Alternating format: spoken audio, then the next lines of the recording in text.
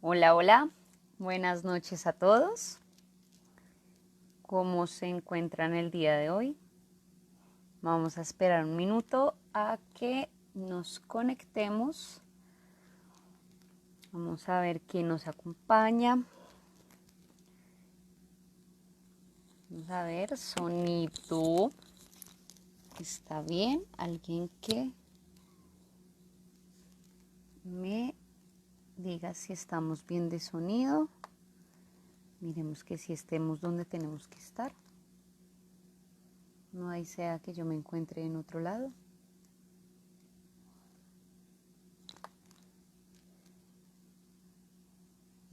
No, sí estamos donde tenemos que estar. Bueno, ¿quién está por ahí? Cuéntenos cómo les ha ido esta semana. ¿Qué tal el frío que ha hecho? Estamos en días fríos aquí en Bogotá. Bueno, vamos a esperar un minutico a ver quién más se conecta. Hagamos pruebas. ¿Quién nos acompaña? Ah, caray. No sé si estamos en línea. Bueno. Y bueno, vamos a ir como comenzando.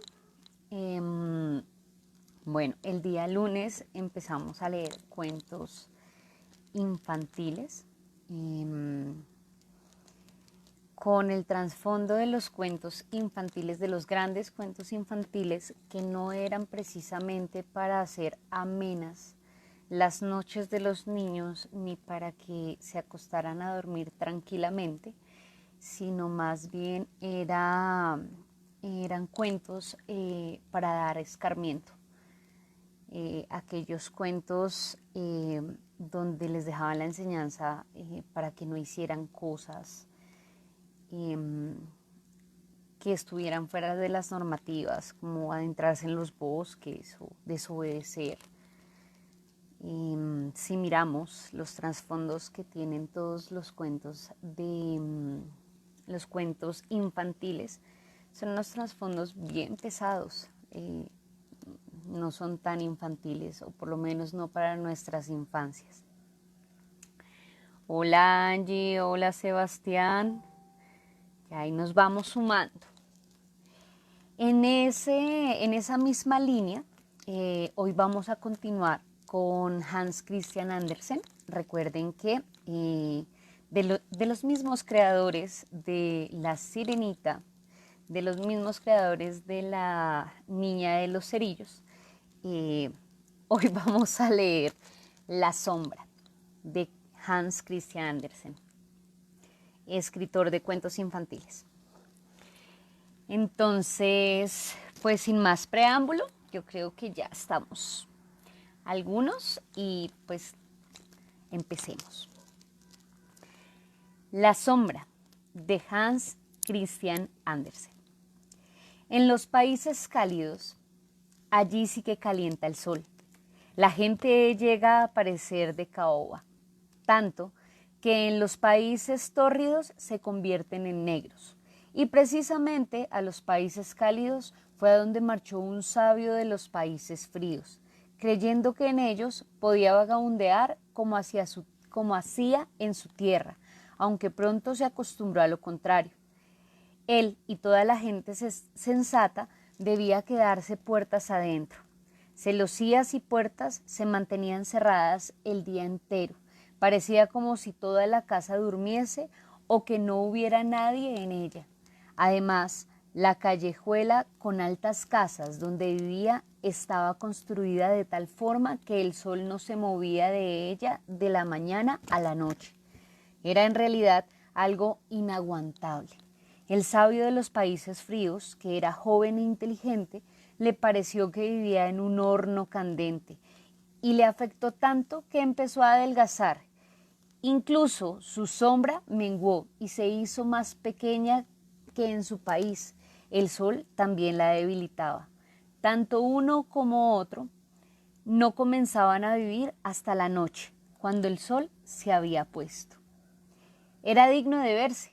En cuanto entraba la luz en el cuarto, la sombra se estiraba por toda la pared, incluso hasta el techo. Tenía que hacerlo para recuperar su fuerza. El sabio salía al balcón para desestresarse, y así que las estrellas asomaban en el maravilloso aire puro. Era para él como volver a vivir.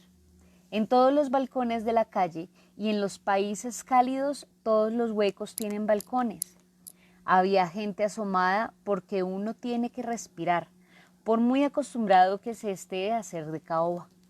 Había gran animación arriba y abajo. Los zapateros, los sastres, todo el mundo estaba en la calle. Fuera estaban las mesas y las sillas y brillaban las luces. Sí, más de 1000 había encendidas. Uno hablaba y otro cantaba, y la gente paseaba y rodaban los coches. Los asnos pasaban, tilín, tilín, tilín, sonando los cascabeles. Había entierros y cantos fúnebres. Los chicos disparaban cohetes y las campanas volteaban. Sí, había una vida tremenda en la calle. Solo la casa del frente, a la del sabio extranjero, estaba en silencio completo. Y sin embargo, alguien vivía en ella, porque habían flores en el balcón que crecían espléndidamente al calor del sol, para lo que necesitaban ser regadas. Luego alguien debía haber allí. La puerta del balcón aparecía también abierta por la tarde, pero el interior estaba en sombra, por lo menos en la habitación delantera. De dentro llegaba el sonido de música. Al sabio extranjero le pareció extraordinaria la música, pero bien podía ser pura imaginación suya, porque todo lo encontraba extraordinario en los países cálidos, excepto lo referente al sol. Su casero dijo que no sabía quién había alquilado la casa, no se veía nadie y en cuanto a la música se refería, creía que era horriblemente aburrida. Es como si alguien tratase de ensayar una pieza que no puede dominar, siempre la misma. Pues lo tengo que sacar, dice, pero no lo consigue por mucho que toque. Una noche, el extranjero despertó, dormía con la puerta del balcón abierta. La cortina se levantó con el viento y le pareció que venía una luz fantástica del balcón del frente. Todas las flores resplandecían como llamas de colores más espléndidas y en medio de las flores se encontraba una esbelta, atractiva doncella, que parecía también resplandecer. De tal forma le deslumbró que abrió los ojos desmesuradamente y se despertó del todo. De un salto estuvo en el suelo. Muy despacio se acercó a la cortina, pero la doncella había desaparecido. El resplandor se había apagado. Las flores no brillaban, pero seguían siendo tan bonitas como siempre. La puerta estaba entornada y las profundidades venía una música tan suave y encantadora que inspiraba los más dulces pensamientos. Era, sin embargo, como cosa de magia. ¿Y quién vivía allí? ¿Dónde estaba la verdadera entrada? Todo el piso bajo era una tienda tras otra y no era posible que la gente pasara por ellas. Una noche el extranjero estaba sentado en su balcón, con una luz encendida en el cuarto, a espaldas suya. Por lo que es natural, su sombra estaba en la pared de enfrente. Sí, allí estaba sentada exactamente enfrente entre las flores del balcón y cuando el extranjero se movía, también se movía la sombra, porque así es como hacen las sombras. Parece como si mi sombra fuese el único ser vivo que se viera frente, dijo el sabio. Con qué delicadeza se sienta entre las flores. La puerta está entreabierta. Si la sombra fuese tan lista como para entrar, mirar en torno suyo y venir después a contarme lo que hubiera visto. Sí, haz algo útil, dijo en broma. Vamos, entra, vamos ahora. Anda, pero no te pierdas. Y el extranjero se levantó, y su sombra allá en el balcón de enfrente se levantó también. Y el extranjero se volvió y la sombra se volvió también. Si por acaso alguien hubiera estado observando, hubiera visto claramente que la sombra se colgaba por la puerta entornada en la casa de enfrente, el tiempo que el extranjero entraba en su cuarto y corría la larga cortina tras de sí. A la mañana siguiente salió el sabio a tomar café y leer los periódicos. «¿Qué pasa?», dijo cuando salió el sol. «Me he quedado sin sombra. Luego se marchó anoche de verdad y no la he vuelto aún, no ha vuelto aún. ¡Qué fastidio!». Y eso le enojó, no tanto porque la sombra se hubiera ido, sino porque sabía la existencia de una historia sobre el hombre sin sombra, conocida por todos en su patria allá en los países fríos. Y en cuanto el sabio regresara y contase la suya, dirían que la había copiado, y eso no le hacía maldita gracia. Por tanto, no diría una palabra, lo cual estaba muy bien pensado. Por la noche salió de nuevo al balcón. Había colocado la luz detrás de sí en la debida posición, porque sabía que la sombra gusta de tener siempre a su dueño por pantalla, pero no pudo atraerla. Se encogió y se estiró, pero no había sombra alguna que volviera. Dijo, ejem, ejem, pero sin resultado. Era un fastidio, pero en los países cálidos todo crece tan rápidamente que al cabo de 8 días observó con gran satisfacción que le crecía una sombra de las piernas cuando salía el sol. Quizá la raíz había quedado dentro. A las 3 semanas tenía una sombra de considerables dimensiones que, cuando regresó a su patria en los países nórdicos, creció más y más durante el viaje hasta que al final era tan larga y tan grande que la mitad hubiera bastado. De esta forma, regresó el sabio a su casa y escribió libros donde cuánto había de verdadero en el mundo, lo que había de bueno y hermoso. Y pasaron días y pasaron años, pasaron muchos años. Una noche estaba sentado en su cuarto cuando llamaron muy quedamente a la puerta. «Adelante», contestó, pero nadie entró. Así que fue a abrir y vio ante él a un hombre tan sumamente delgado que quedó atónito.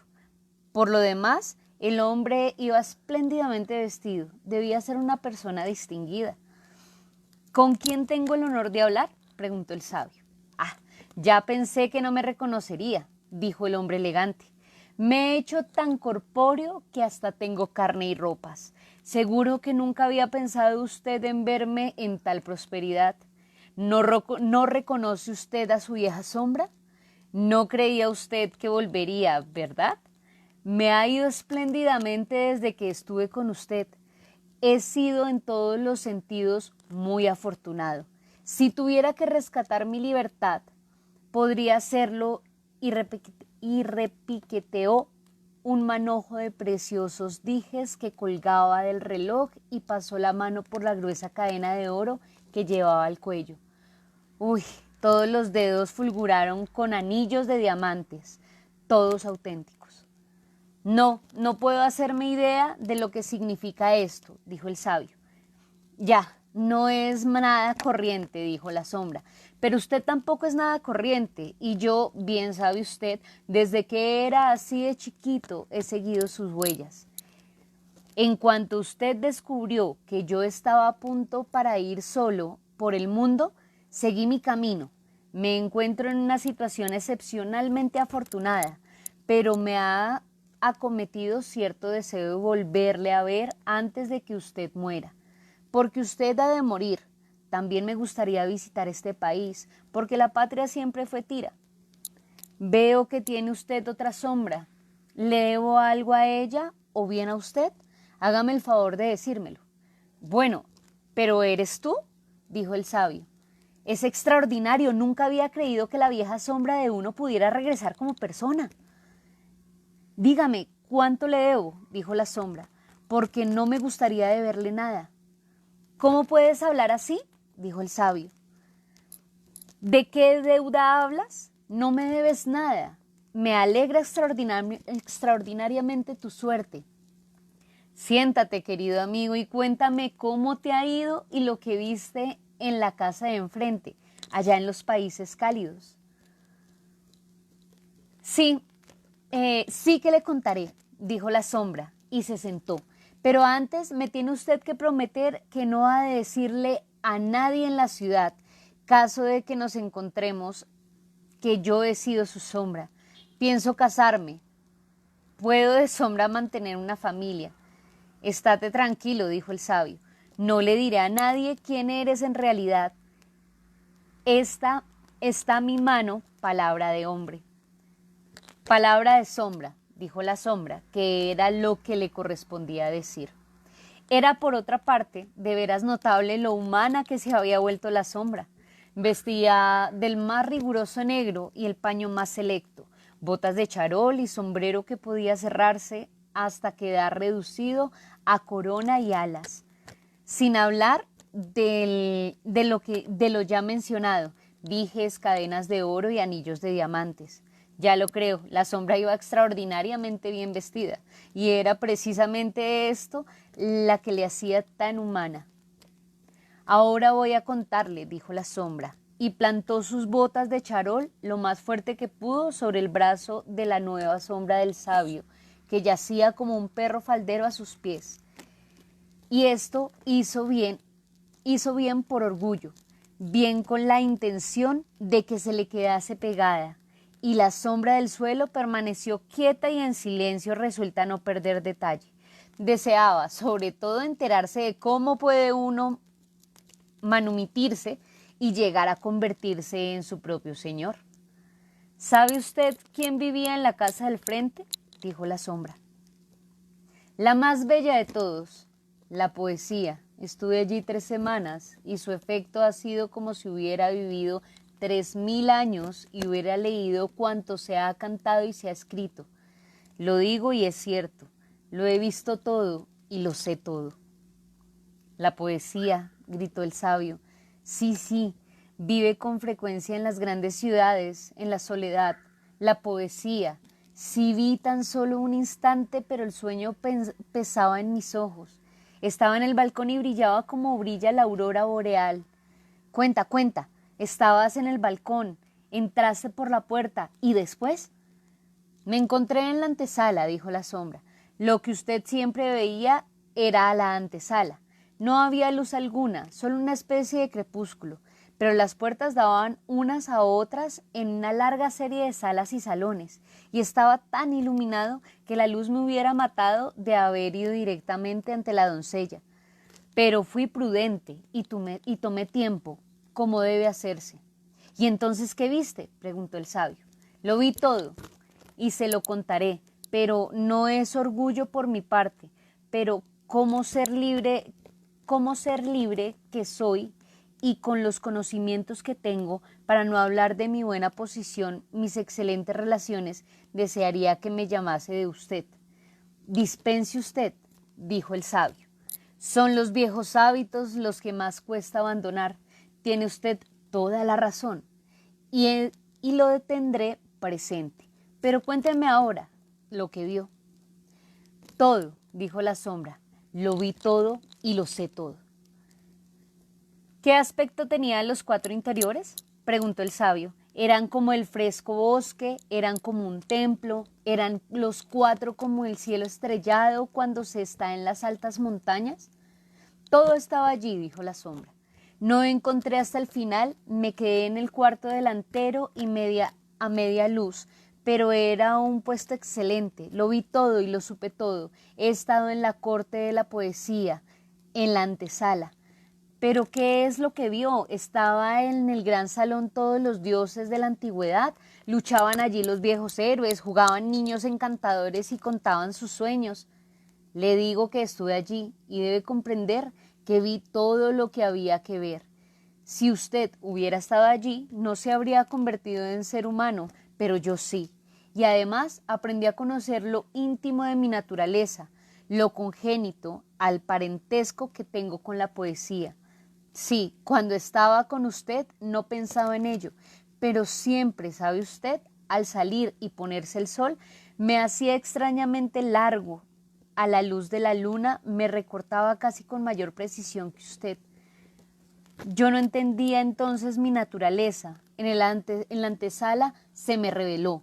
Me volví ser humano.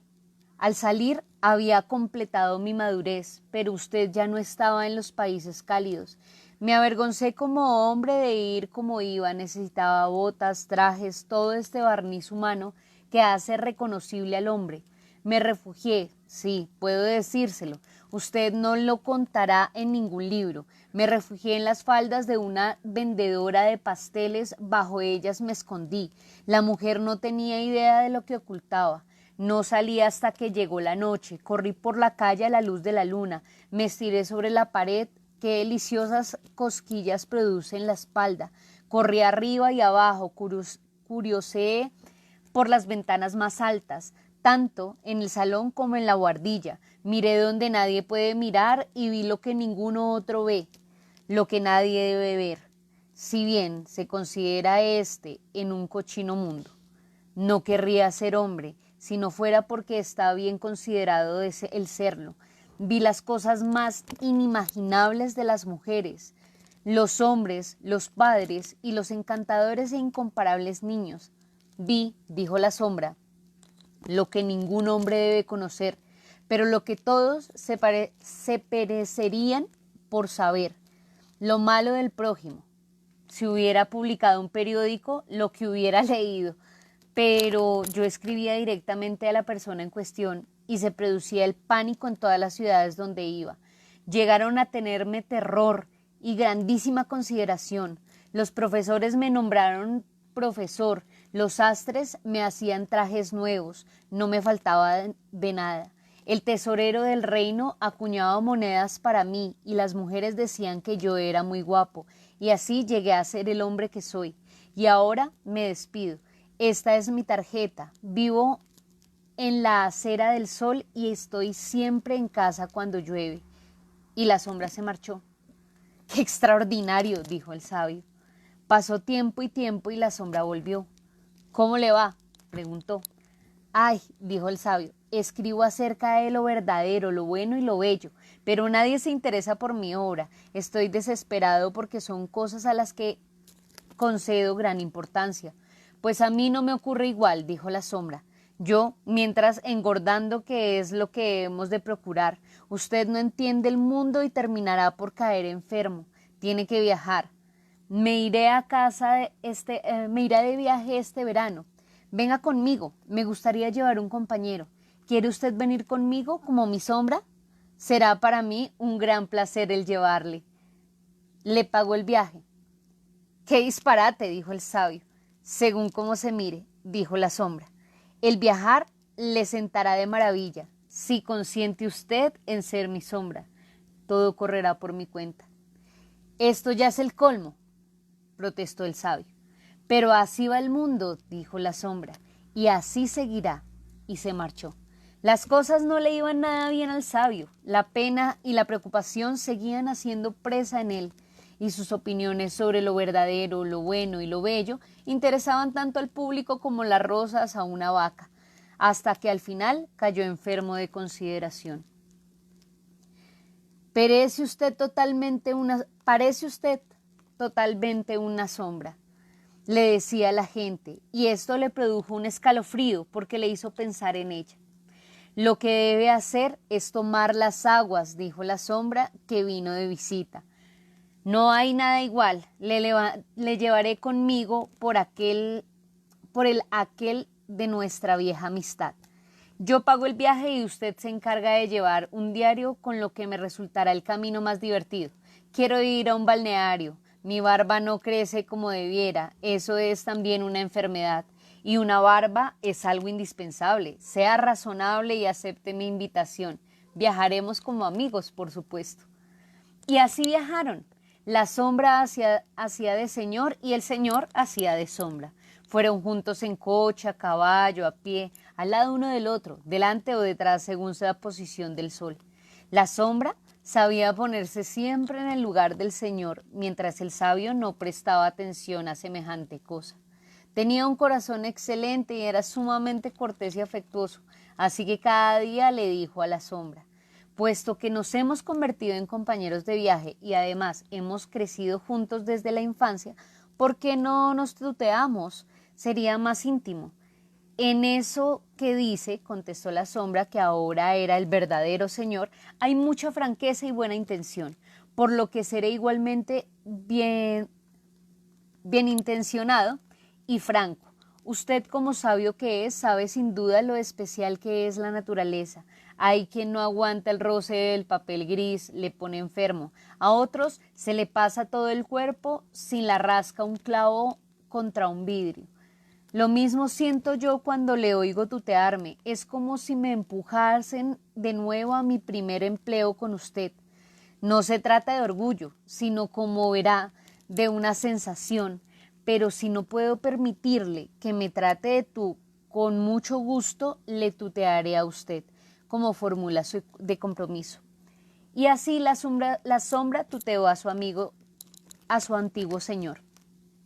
Qué absurdo, pensó este, que yo le hable de usted y él me tutee.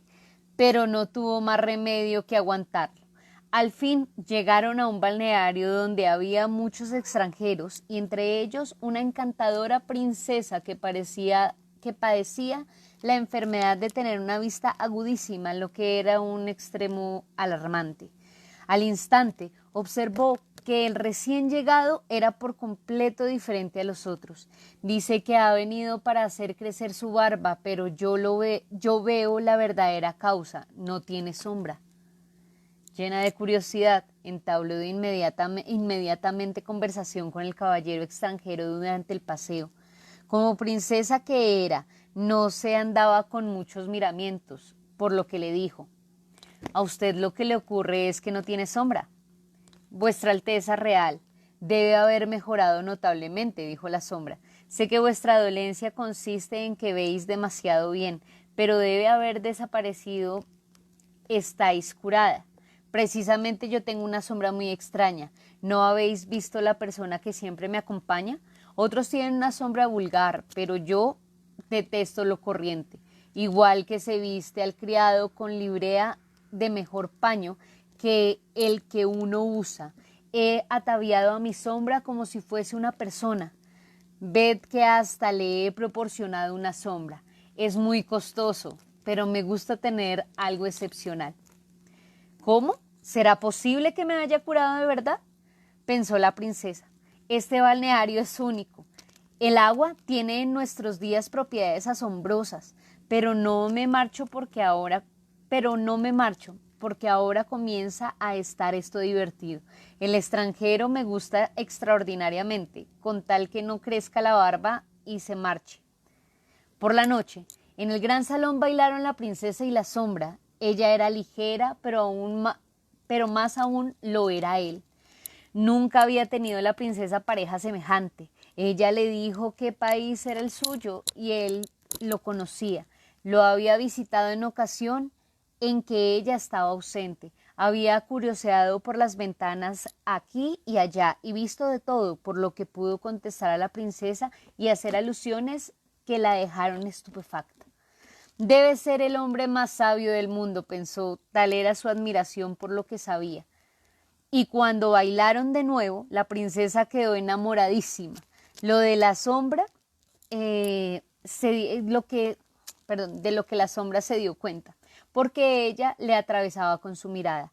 A esto siguió otro baile y ella estuvo a punto de decírselo, pero mantuvo su serenidad y pensó en su país y en su reino y en las muchas personas sobre las que reinaría.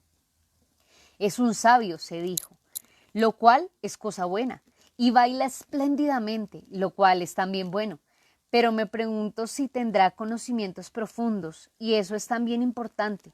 Intentaré examinarle. Y entonces comenzó poco a poco a hacerle las más fieles preguntas, que ni ella misma hubiera podido contestar, y la sombra puso una cara sumamente extraña. No sabe usted la respuesta, dijo la princesa. Lo aprendí de párvulo, dijo la sombra. Creo que hasta mi sombra, allí junto a la puerta, sabrá contestar. Su sombra, dijo la princesa. Sería en verdad extraordinario. Bueno, no digo que lo sepa, dijo la sombra, pero creo que sí.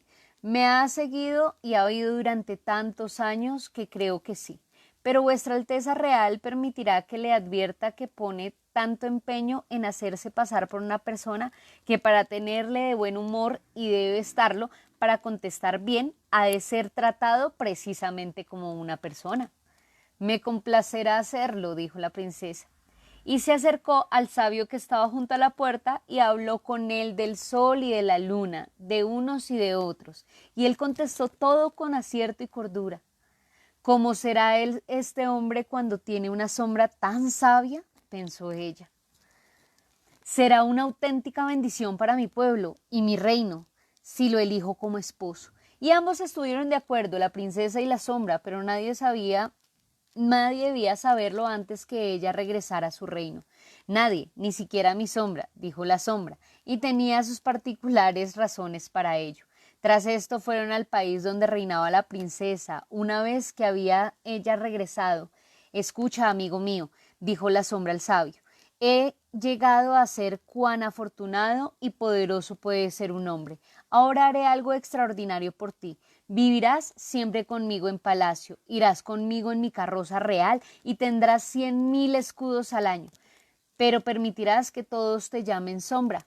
No deberás decir nunca que fuiste hombre, y una vez al año, cuando me siente al sol en el balcón para mostrarme al pueblo, tendrás que tenderte a mis pies, como debe hacerlo una sombra. Has de saber que me caso con la princesa. Esta noche será la boda. No, eso es monstruoso, dijo el sabio. No quiero, no lo haré. Sería defraudar al país y a la princesa. Lo diré todo, que yo soy el hombre y tú la sombra, que apenas si eres un disfraz. No lo creería nadie, dijo la sombra. Sé razonable, o llamo a la guardia. Iré a ver a la princesa, dijo el sabio. Pero yo iré primero, dijo la sombra, y tú irás al calabozo. Y así fue porque los centinelas le obedecieron al saber que iba a casarse con la princesa. Estás temblando, dijo la princesa cuando la sombra fue a visitarla. ¿Ha ocurrido algo? ¿Ha ocurrido algo? No irás a ponerte enfermo esta noche en que vamos a casarnos. Me ha sucedido la cosa más terrible que pueda ocurrir, dijo la sombra. Imagínate. Claro, una pobre cabeza de sombra como esa es incapaz de resistir mucho. Imagínate, mi sombra se ha vuelto loca. Cree que ella es el hombre y yo, imagínate, si puedo que yo soy su sombra. ¡Qué horror!, dijo la princesa. Lo habrán encerrado, supongo. Sí, me temo que nunca recupere la razón. Pobre sombra, dijo la princesa. Qué desdicha para él. Sería una verdadera obra de caridad librarlo de la mezquina vida que lleva, y cuando pienso en ello, creo que se hace preciso el quitársela con toda discreción. Resulta cruel, dijo la sombra, porque era un buen sirviente, y pareció dar un suspiro. Qué nobles sentimientos, dijo la princesa. Por la noche toda la ciudad estaba iluminada y los cañones hicieron pum y los soldados presentaron armas. Qué boda aquella. La princesa y la sombra se asomaron al balcón para mostrarse y recibir una vez más las aclamaciones. El sabio no se enteró de nada porque le habían quitado la vida. Bueno, para los que se quedaron hasta aquí, y espero que les haya gustado. Hola Angie, hola Alejo, hola Luis, hola Dani, hola Nico. ¡Nico! ¡Qué milagro que estés por acá! Hola John, hola Fernanda, hola Laura, hola Mateo. Bueno, Astrid, hola. Espero que les haya gustado. Y piénsenlo bien, cuándo son el Señor y cuándo son la sombra, y cuándo dejan que siendo los señores los conviertan en sombras. Reflexión de esta noche. Que tengan una bonita semana. Chao.